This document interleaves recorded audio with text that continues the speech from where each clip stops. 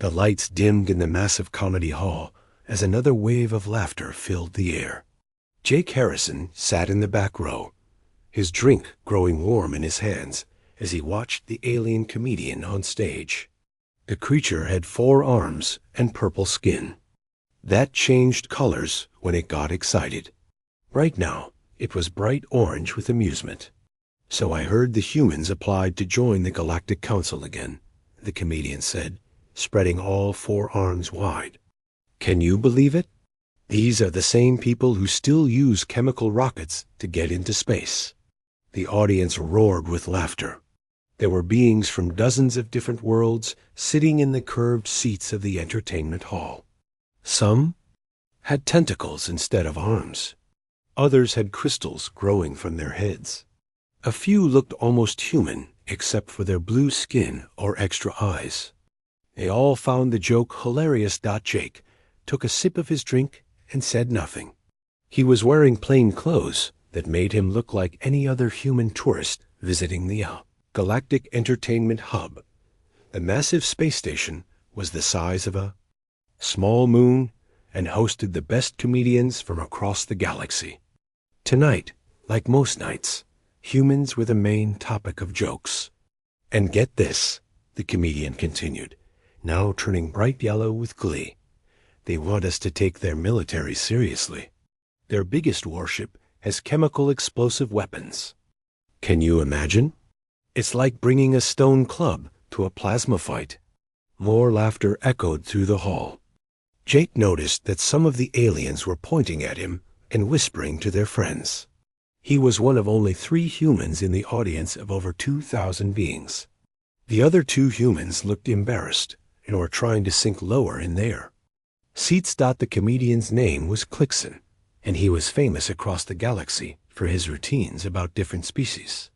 But his human jokes were always the crowd favorites. Jake had been watching his shows for 3 days now, taking notes on a small device hidden in his sleeve.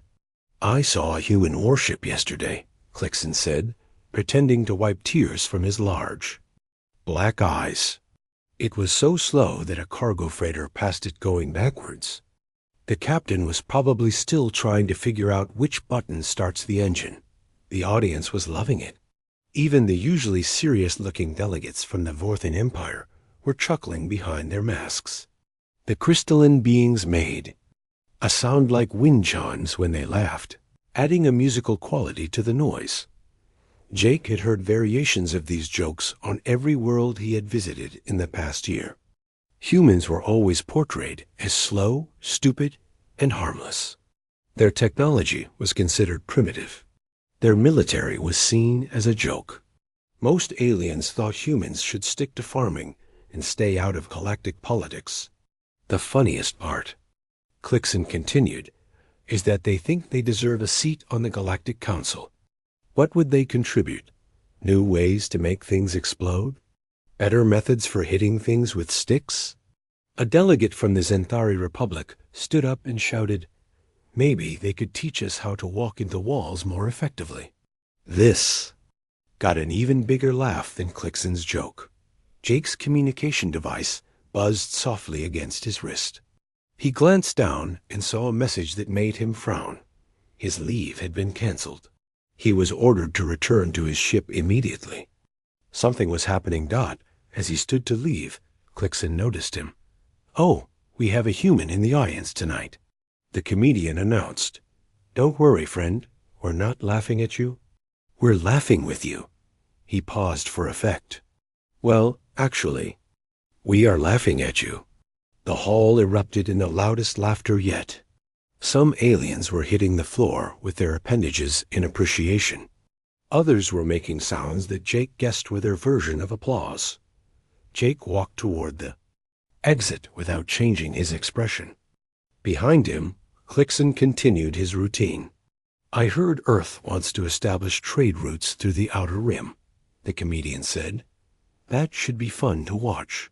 Their ships are so slow that by the time they deliver goods, the customers will have evolved into different species." More laughter followed Jake as he left the hall and entered the corridor outside. The Galactic Entertainment Hub was like a small city floating in space. Thousands of beings from hundreds of worlds lived and worked here. The corridors were wide enough for the largest species and had gravity adjusters for those who needed different conditions. Jake walked past shops selling exotic foods, art galleries displaying crystalline sculptures, and bars where beings with completely different biology somehow managed to drink together. Everywhere he went, he could hear fragments of conversation about humans. None of it was positive. At a newsstand, a holographic display showed the latest galactic headlines. One story was about trade disputes between the major powers. Another was about new mining operations in the Andromeda sector. At the bottom of the screen, almost as an afterthought, was a small item about Earth's rejected application to join the Galactic Council. The alien running the newsstand noticed Jake reading the display. "Don't feel bad about it, human," the creature said in a voice like grinding metal. "Maybe in a few thousand years, your species will be ready for galactic civilization." Jake nodded politely and continued walking. He had learned not to argue with aliens about human capabilities. It only made them laugh harder. His ship was docked in the civilian section of the station. As he walked through the docking bay, he passed vessels from dozens of different worlds. Some were sleek and elegant, made from materials that seemed to bend light around them. Others were massive and blocky, designed for hauling cargo across vast distances. A few were clearly military ships, bristling with weapons that could destroy entire cities. Jake's ship looked small and simple compared to the alien vessels around it. It was painted white with blue markings that identified it as an Earth registry vessel. To most observers, it appeared to be a basic civilian transport, the kind used for short trips between nearby systems. As Jake approached his ship, he saw his pilot waiting for him at the airlock.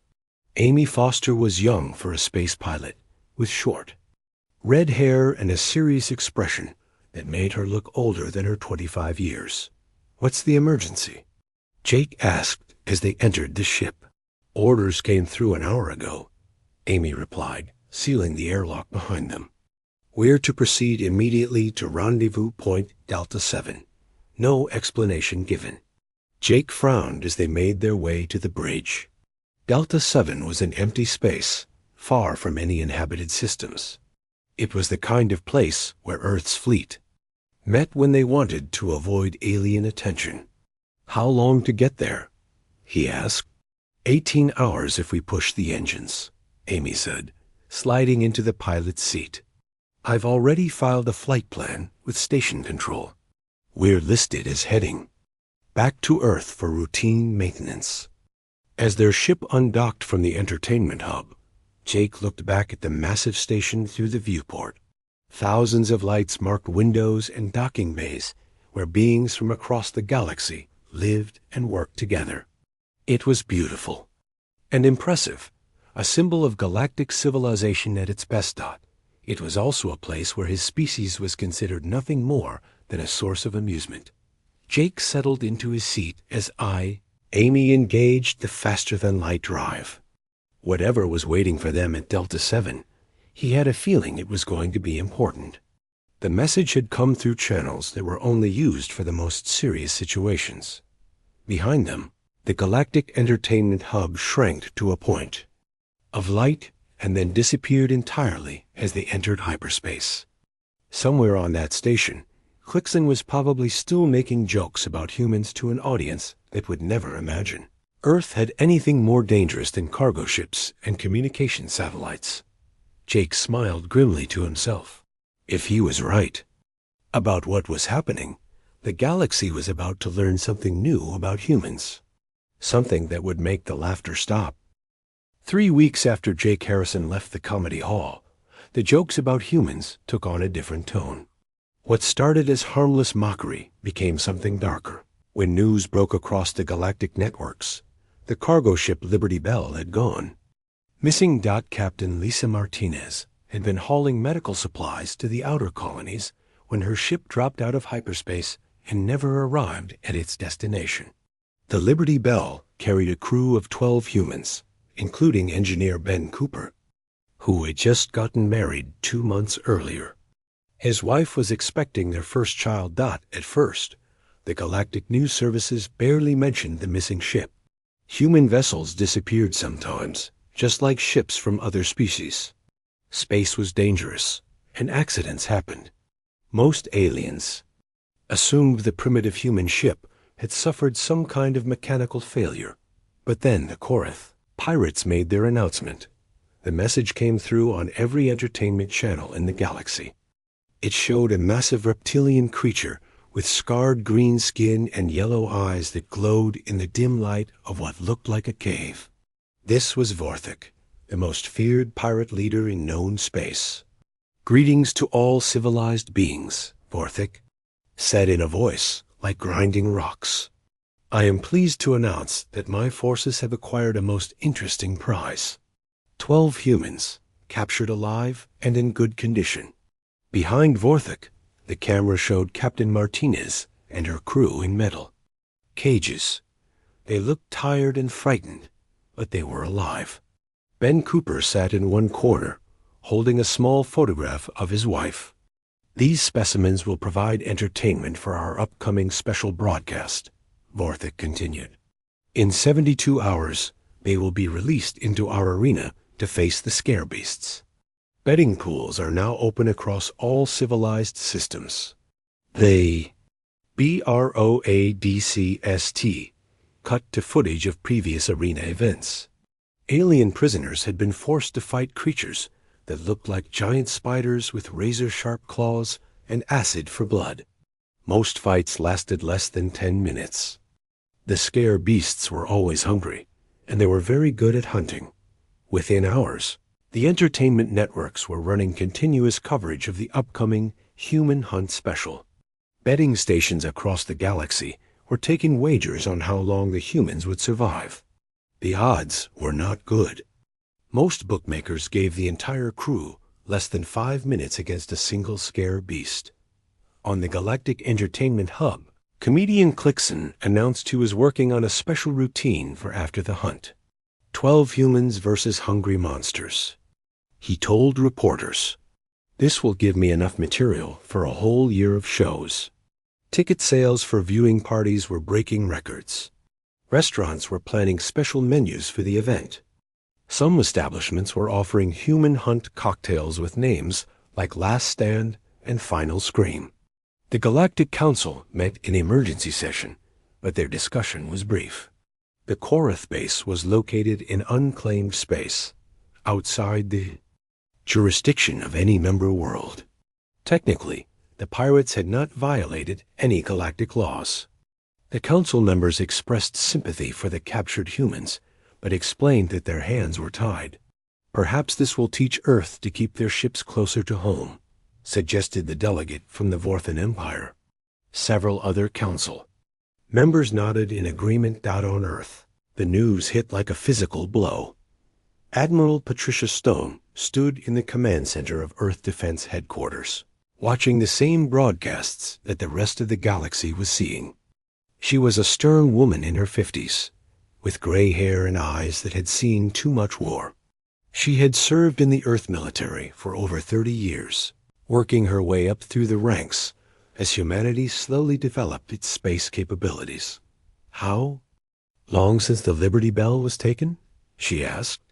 18 hours, Admiral," replied Colonel Dan Richards, her chief of staff. The distress beacon was very brief. They barely had time to send coordinates before the signal cut out. Admiral Stone studied the star charts displayed on the main screen. The Korath base was in the Terminus system, a collection of asteroids and dead planets that served as a haven for pirates and smugglers. No civilized species claimed the territory because it was considered worthless. "What do we know about their defenses?" she asked. "Standard pirate setup," Colonel Richards said. "Energy shields, plasma cannons, maybe 24 small fighter craft. Nothing that would challenge a real military force, but more than enough to handle civilian ships." Admiral Stone was quiet for a long moment. Earth's space fleet was still small and largely untested. Most other species viewed human ships as barely more advanced than the chemical rockets they had started with. The galaxy saw Earth's military as a collection of slow, primitive vessels that posed no threat to anyone. They were wrong. "Send a message to Captain Harrison," Admiral Stone said. "Tell him to prepare the Retribution for immediate deployment." "Colonel." Richards looked surprised. "Admiral, are you sure?" The Retribution was designed for a different kind of mission. Using it against pirates might reveal capabilities we wanted to keep secret. "Those are our people in those cages," Admiral Stone said firmly. "And I'm tired of the galaxy thinking we're helpless." 200 light-years away, Jake Harrison received the message while his ship was docked at a hidden military station in empty space. The facility looked like a simple asteroid from the outside, but inside it was one of Earth's most advanced military installations. It served as a base for operations that the rest of the galaxy was not supposed to know about. Jake. Read the orders twice to make sure he understood them correctly. After a year of watching aliens mock his species, he was finally being given a chance to show them what humans were really capable of. The USS Retribution was not like other human ships. While the galaxy laughed at Earth's primitive technology, human engineers had been quietly developing weapons and tactics that no alien species had ever encountered. The Retribution was the first ship designed to use these new capabilities in combat. Captain Harrison walked through the ship's corridors, checking systems and talking to his crew. The ship was larger than most alien vessels realized, with sections that were hidden behind false walls and disguised as cargo holds.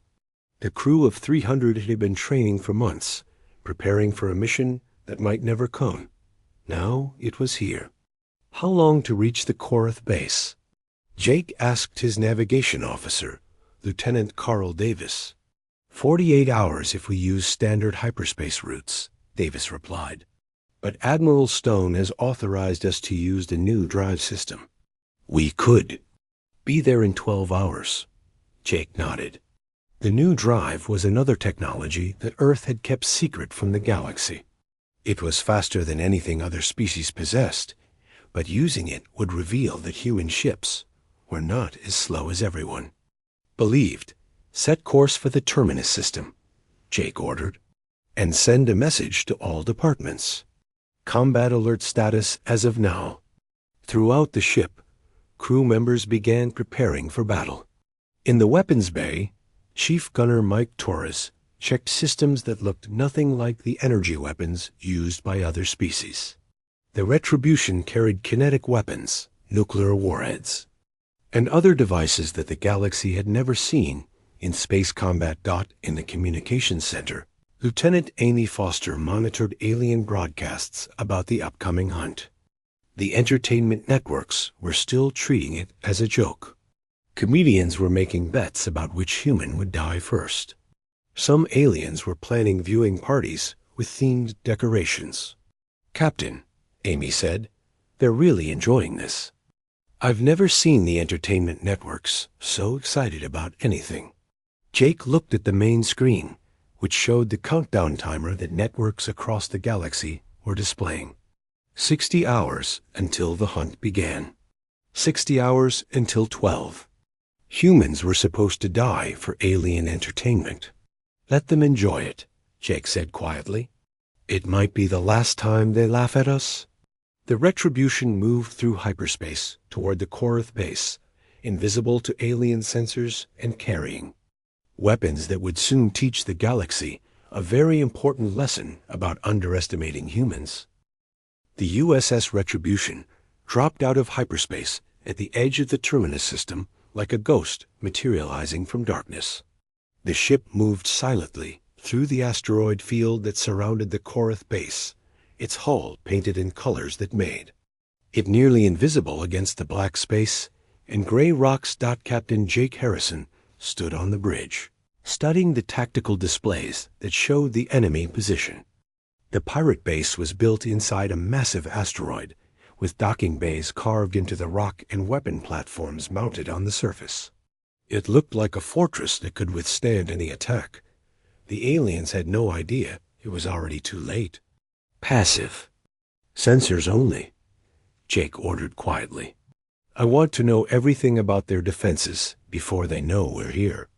Lieutenant Amy Foster worked at her station, gathering information from the ship's advanced detection systems. The Retribution used technology that was completely different from alien designs. While other species relied on energy signatures and heat detection, human sensors could track movement, metal composition, and even small changes in gravity. "I'm counting 48 weapon platforms on the asteroid surface," Amy reported. "All plasma-based cannons. They have energy shields covering the main docking bay and what looks like a command center." "Fighter craft?" Jake asked. 26. "Small ships in the outer patrol area," Amy said. "They're using standard Korath designs. Fast, but lightly armed." Jake nodded. The pirates had built their defenses to fight other aliens, who always announced their presence with energy weapons and loud engines. They were not prepared for an enemy that could get within striking distance without being detected. "What about our people?" Jake asked. Amy switched to a different display. "I'm picking up human life signs in the lower levels of the base. 12 individuals, all alive.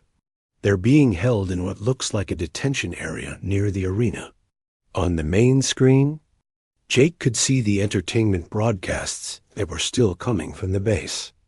Vorthik was giving interviews to Galactic News networks, promising that the upcoming hunt would be the most exciting show in years. The countdown timer showed 18 hours until the event began. "Captain," said Lieutenant Carl Davis from the navigation station, "we're receiving priority communications from Earth. Admiral Stone wants a status report." Jake activated his personal communicator. "Tell the Admiral we're in position and ready to proceed. Estimated mission completion in 2 hours." 2 hours. Jake had promised Admiral Stone that the rescue would be fast and decisive. The Retribution was not designed for long battles or complicated tactics. It was built to deliver overwhelming force, exactly where it was needed, then disappear before the enemy could respond. In the weapons bay, Chief Gunner Mike Torres made final checks on systems that would have amazed alien engineers if they could see them. The Retribution carried no energy weapons at all.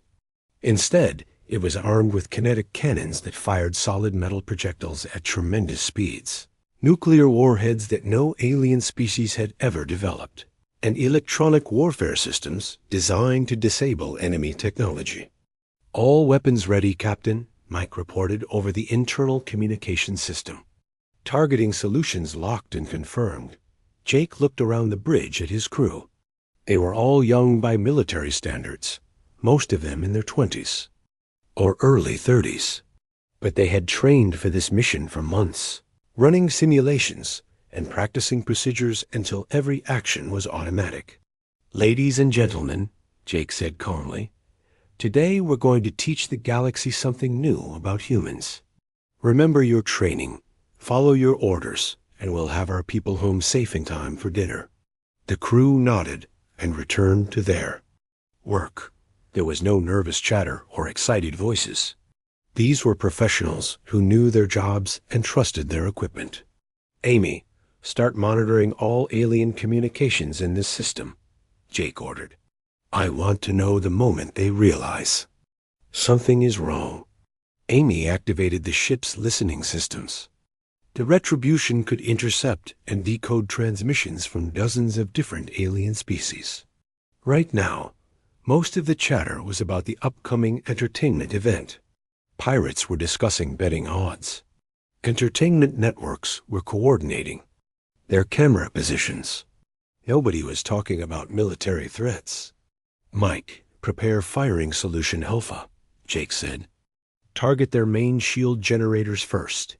"Firing solution Alpha ready, Captain," Mike replied. "All weapons charged and standing by." Jake studied the tactical display one more time. The Korath base looked powerful and well defended, but he could see its weaknesses. The pirates had concentrated their defenses around the main docking bay, leaving other areas relatively unprotected. Their shields were designed to stop energy weapons, not solid projectiles. Most importantly, they were not expecting an attack. "Begin the operation," Jake said quietly. The first salvo from the Retribution was almost invisible. 6 kinetic projectiles, each one a solid metal rod weighing several tons, left the ship at a significant fraction of light speed. They were too small and too fast for the pirate sensors to detect until it was too late. The projectiles hit the asteroid base with the force of nuclear explosions. 3 of them punched through the energy shields like they were made of paper, destroying the main generators in flashes of sparks and debris. The other 3 struck weapon platforms on the surface, turning advanced plasma cannons into clouds of metal fragments. On the bridge of the Retribution, Jake watched the results on his tactical display. Direct hits on all targets. Enemy shields are down. In the pirate base, alarms began blaring. Vorthik and his crew rushed to their control room, trying to understand what was happening. Their sensors showed massive explosions, but no energy weapons signatures. Their shields were offline, but they could not identify the attacking ship. "What hit us?" Vorthik roared at his weapons officer. "Unknown, Commander," the alien replied, his scales changing color with fear. "Sensors show no hostile vessels in the area." "That's impossible. Scan again." While the pirates struggled to understand the attack, Jake ordered the second phase of the operation. "Mike, deploy electronic warfare systems," he said. "I want their communications and sensors disabled." "Electronic warfare active, Captain," Mike replied. The Retribution released a burst of electromagnetic energy that was designed specifically to disrupt alien technology. Within seconds, most of the electronic systems in the pirate base went offline. Their sensors went dark. Their communication systems failed. Even their artificial gravity fluctuated as power systems overloaded. The entertainment broadcasts that had been showing across the galaxy suddenly cut to static. On worlds throughout civilized space, aliens stared at blank screens and wondered. What had gone wrong with the transmission? "Amy, any response from their remaining defenses?" Jake asked. "Negative, Captain," Amy replied. "Their remaining weapon platforms are trying to target us, but their targeting systems are offline. They're firing blind." Jake watched as plasma bolts flashed randomly through space, nowhere near the Retribution. The pirates were shooting at shadows, hoping to hit an enemy they could not see or detect. "Prepare for Phase 3, Jake ordered. "Sergeant Davis, is your team ready?" In the ship's marine bay, Sergeant Nick Davis checked his equipment one final time. His unit of 30 Marines was armed with weapons that looked primitive compared to alien technology, but had been designed for devastating effectiveness in close combat. Their armor was lightweight, but incredibly strong, and their weapons fired solid projectiles that could punch through most alien defensive systems. "Marines ready for deployment, Captain," Sergeant Davis reported. Jake looked at the tactical display showing the pirate base. Most of their defenses were destroyed or disabled. The remaining pirates were confused and frightened, unable to understand what was attacking them. It was time for the final phase of the operation. "Launch assault shuttles," Jake ordered. "Begin the rescue." 2 small craft detached from the Retribution and moved toward the asteroid base. They were painted the same dark colors as their mothership, and they moved silently through the debris field left by the kinetic bombardment. The galaxy had spent years laughing at human military capabilities. In the next few minutes, Jake Harrison and his crew were going to show them exactly how wrong they had been. The assault shuttles cut through the darkness toward the crippled asteroid base like hunting sharks moving in for the kill. Sergeant Nick Davis sat in the lead shuttle with 15 Marines, checking his weapon one last time. The rifle in his hands looked simple compared to alien plasma weapons, but it fired metal bullets at speeds that could punch through most armor in the galaxy. 2 minutes to insertion, called the shuttle pilot, Lieutenant Carol Stone. She was Admiral Stone's daughter, and she flew with the same calm precision that had made her mother famous. Nick looked at his Marines. They were young men and women who had volunteered for the most dangerous mission in human military history. Their armor was black and gray, designed to blend into shadows. Their weapons were loaded with ammunition that had been tested against captured alien materials. "Remember the plan," Nick said quietly, "fast and clean. Get our people out and leave no pirates alive to talk about what they saw." The Marines nodded. They had trained for months in mock-ups of alien structures, learning how different species built their bases and where they were likely to keep prisoners. The Korath were brutal but predictable. They always put their detention areas near the arena for easy transport of victims. "Insertion in 30 seconds, Lieutenant Stone announced. The shuttle hit the asteroid surface and immediately deployed. Cutting tools. Human engineering had developed breaching equipment that could slice through most alien hull materials in seconds. While the pirates inside were still trying to figure out what had attacked them, the Marines were already making their own entrance. "Breach complete," reported Corporal Lisa White from the second shuttle. "No resistance at entry point." Nick led his team through the hole cut in the asteroid surface. The interior of the base was dark and filled with smoke from damaged systems. Emergency lighting cast strange shadows on the walls, and the air tasted of burned electronics and fear. The Marines moved through the corridors like ghosts. Their training had taught them to fight in low gravity, darkness, and confined spaces. The Korath base was designed for large reptilian aliens, which meant the corridors were wide and the ceilings were high. This gave the humans plenty of room to maneuver. "Contact front," whispered Private Steve Adams over the radio. 3 Korath pirates came around a corner, carrying energy weapons and looking confused. They were huge creatures, each one over 7 feet tall, with thick scales and claws that could RIP through metal. Under normal circumstances, they would have been terrifying opponents. These were not normal circumstances. The Marines opened fire with their kinetic weapons. The sound was different from energy weapons, sharper, more violent. The metal bullets hit the pirates before they could raise their own weapons. Korath scales that could deflect plasma bolts were useless against solid projectiles moving at high speed. All 3 pirates fell without firing a shot. "Area secure," Nick reported, continuing to objective. The team moved deeper into the base, following intelligence gathered by the Retribution sensors. They passed storage rooms full of stolen goods, workshops where the pirates maintained their ships, and living quarters that smelled like rotting meat. Behind them, the 2nd Marine team was securing the shuttle landing area and setting up defensive positions.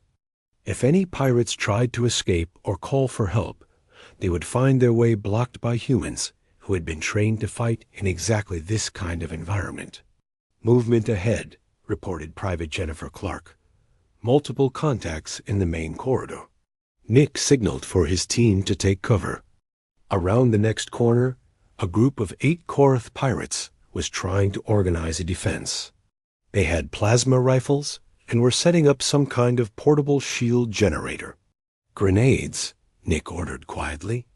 2 Marines pulled small metal cylinders from their belts. These were not energy weapons or plasma charges. They were old-fashioned explosive devices that created devastating effects in enclosed spaces. The aliens had never developed similar weapons because they considered chemical explosives to be primitive and inefficient. The grenades bounced around the corner and exploded with flashes of light and violent concussions. The portable shield generator, designed to stop energy weapons, was torn apart by metal fragments moving at high speed. The pirates behind it were thrown against the walls with enough force to crack the thick scales.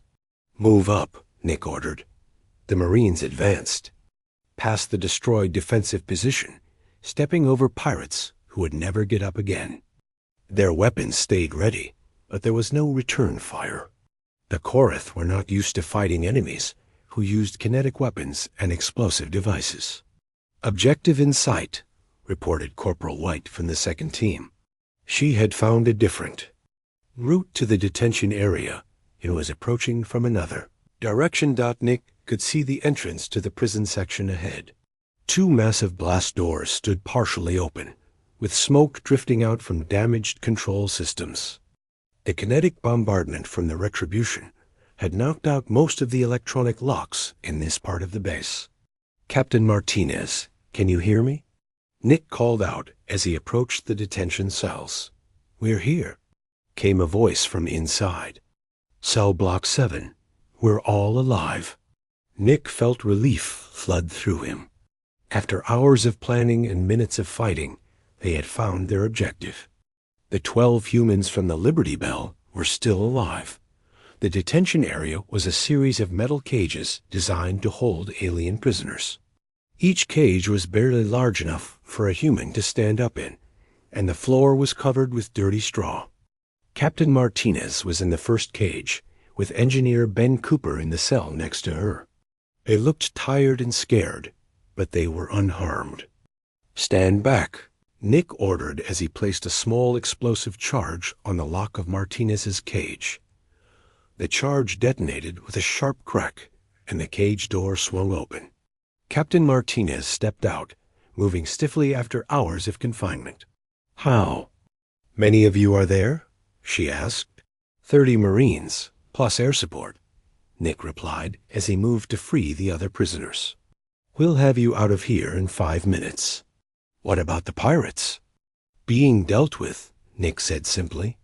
One by one, the human prisoners were freed from their cages. Some of them needed help walking after being confined in the small spaces, but none were seriously injured. The Korath had been keeping them alive for the arena, which meant they had been fed and given water.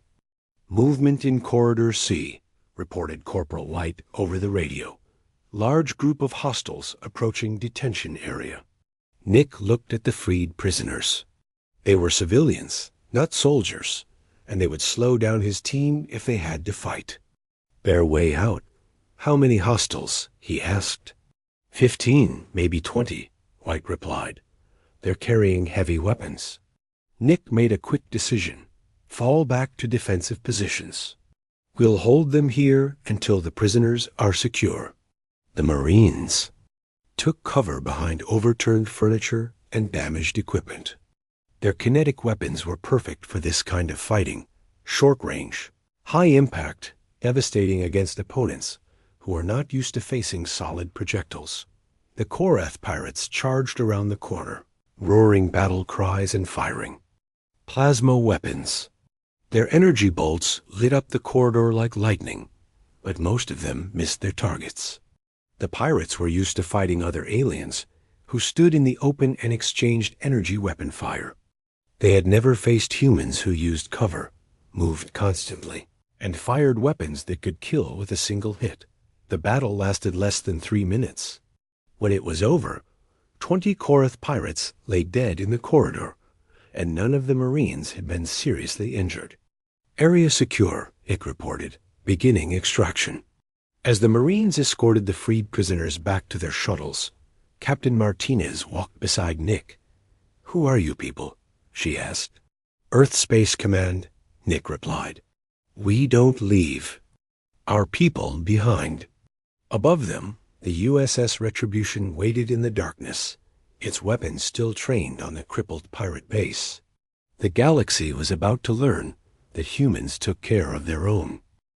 The rescue shuttles docked with the USS Retribution exactly 47 minutes after the first kinetic projectile had struck the pirate base. Captain Jake Harrison watched from the bridge as the freed prisoners were helped aboard his ship. "Captain." Martinez and her crew looked exhausted but grateful to be alive. "All personnel aboard, Captain," reported Lieutenant Amy Foster. The detention area has been cleared. Jake nodded and activated the ship's communication system. His voice went out on all frequencies, broadcasting to every alien vessel and monitoring station in the Terminus system. This is Captain Jake Harrison of the USS Retribution Earth Space Command. We have recovered our citizens.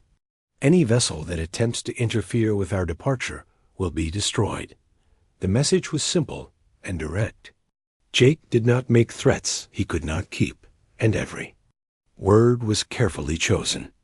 The galaxy was listening, and he wanted to make sure they understood exactly what they were hearing. In a crippled pirate base, Vorthik crawled through the wreckage of his command center. Half of his crew was dead, and the other half was too scared to fight. His communication systems were destroyed, but he still had one working transmitter in his personal quarters. The massive reptilian creature pulled himself through debris and broken equipment until he reached the small device. His claws shook as he activated it and sent out a message on the emergency frequency used by pirates throughout the galaxy. "This is Vorthik of the Korith Brotherhood," he gasped into the transmitter. "The humans. They are not what we thought. Their weapons... they destroy everything. Warn the others. Warn everyone." The message went out to pirate bases across known space. Within hours, it would reach every criminal organization in the galaxy. But it was already too late for VORTHAK. Jake Harrison had no intention of leaving witnesses. "Mike, prepare nuclear warheads," Jake ordered. "I want that base completely destroyed." Chief Gunner Mike Torres hesitated for just a moment. Nuclear weapons were something the galaxy had never seen used in space combat. Most alien species had developed fusion power without ever creating fusion bombs. They would not understand what was about to happen. "Nuclear warheads armed and ready, Captain," Mike reported. "Fire." The USS Retribution launched 6 nuclear missiles at the asteroid base. Each warhead was small by old Earth standards, but they carried more destructive power than anything the galaxy had ever seen in a space battle. The missiles struck the asteroid and detonated in a series of brilliant flashes that lit up the entire system. When the light faded, the pirate base was gone. The asteroid that had housed it was cracked into pieces, drifting in space as radioactive debris. Nothing could have survived the explosions. Jake looked at the tactical display showing the destruction and turned to his communications officer. "Amy, open a channel to Earth," he said. Admiral Stone's face appeared on the main screen. She was sitting in her office at Earth Defense Headquarters, and behind her Jake could see other military officers waiting for news. "Mission accomplished, Admiral," Jake reported. "All 12 crew members recovered alive. The pirate base has been destroyed." "Casualties on our side?" Admiral Stone asked. "None, Admiral." The operation proceeded exactly as planned. Admiral Stone smiled for the first time in days. "Well done, Captain. Bring our people home." The USS Retribution turned away from the wreckage of the Korath base and activated its advanced hyperspace drive. The ship disappeared from the terminus system, leaving behind only debris and radiation that would puzzle alien investigators for years to come. Across the galaxy, the entertainment networks were in chaos. The broadcasts from the pirate base had cut out during the attack, leaving billions of alien viewers staring at blank screens. Nobody knew what had happened to the Human Hunt special. That had been scheduled to begin in a few hours. Emergency news broadcasts began appearing on every major network. Military analysts tried to explain what little information they had, but most of it made no sense.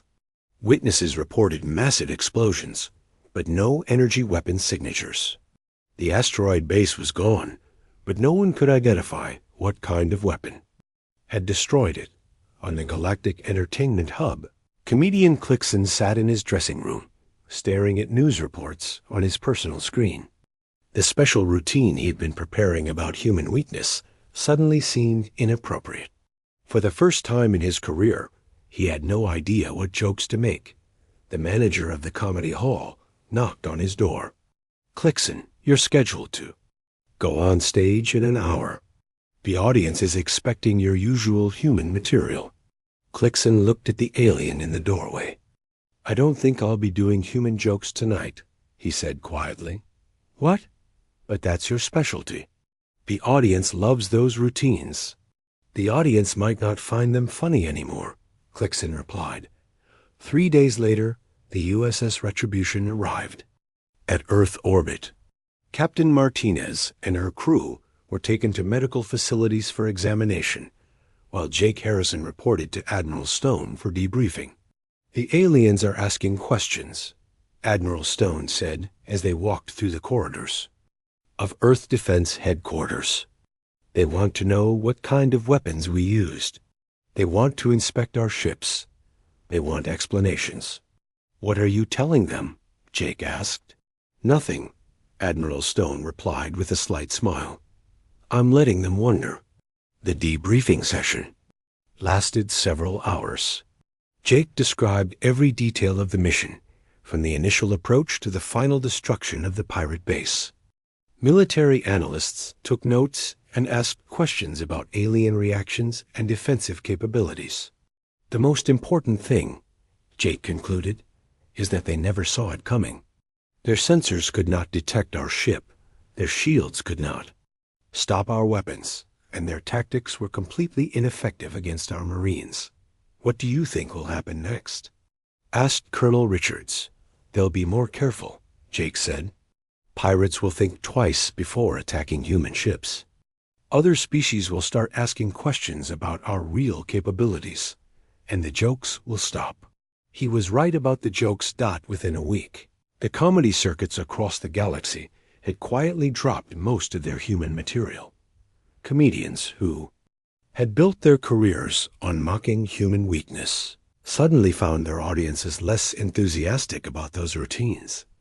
New jokes began to appear, but they were different. Instead of portraying humans as bumbling and harmless, comedians nervously joked about human unpredictability. Some aliens started referring to humans as the quiet species, the ones who said little but might be capable of anything. The Galactic Council met in emergency session to discuss the Korath incident. For 3 hours, they debated what had happened in the Terminus system. Military experts presented theories about the destruction of the pirate base, but none of them could fully explain the evidence. Finally, the Council voted to reconsider Earth's application for membership. The motion passed unanimously. Admiral Stone received the invitation by official courier. Earth would be granted a seat on the Galactic Council within 30 days, with full voting rights and access to all trade agreements. "Congratulations, Admiral," said the alien diplomat who delivered the message. "We look forward to working with your species." "So do we," Admiral Stone replied politely. After the diplomat left, Admiral Stone looked out the window at the stars. Somewhere out there, Jake Harrison and the USS Retribution were already on patrol, ready for whatever might come next. The galaxy had learned an important lesson about humans. They were no longer the harmless, backward species that everyone had thought they knew. They were something else entirely, something that demanded respect. And across 1,000 worlds, the laughter had finally stopped.